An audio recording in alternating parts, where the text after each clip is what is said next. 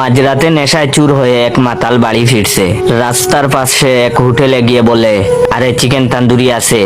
Hotel বয় বলল নেই। মাতাল বলল চিকেন কাবাব। হোটেল বয় বলল সব ফুরিয়ে গেছে, কেবল মাত্র কাঁচা চিকেন রয়েছে কালকে রান্না করার জন্য। মাতাল বলল দে 50 টাকার কাঁচা মুরগি দে, বউকে দিয়ে রান্না করিয়ে নেব। মাতাল কাঁচা চিকেন নিয়ে বাড়ির পথ ধরছে। গলির মুখে একটা মুঠা সুটা কুকুর দিয়ে এলো। আশ্চর্যের ব্যাপার হলো কুকুরটা নিশ্চুপ, মুঠেও গেউ গেউ করছে না। মাতাল অত্যন্ত খুশি হয়ে কুকুরের গায়ে মাথায় হাত বুলিয়ে দিল আর বলল, তুই ভীষণ ভালো কুকুর ভাই। অন্য কুকুর আমাকে গেউ গেউ করে তেড়ে আসে, অথচ তুই ভীষণ শান্তশিষ্ট।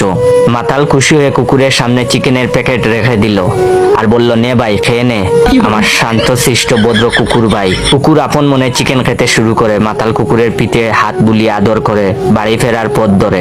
বাড়ি ফিরতেই মাতালের বউ ডিনার এগিয়ে দেয়। মাতালের বউ বলে, ভীষণ চিন্তায় ছিলাম, যাক তুমি ফিরে এসেছো দেখে নিশ্চিত হলাম। মাতাল বলল, কেন কি হয়েছে? আমি তো রোজ দেরি করে ফিরি, চিন্তার কি আছে? মাতালের বউ বলল, আরে চিন্তা হবে না, সন্ধ্যা থেকে রাস্তায় একটা চিতাবাঘ ঘুরছে।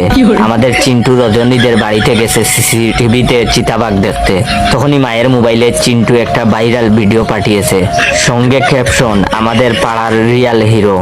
স্বামীকে চিতাবাঘের পিঠে হাত বুলিয়ে সাদরে মুরগির মাংস খাওয়াতে দেখে মাতালের বউয়ের চক্ষু তো চরক গাছ।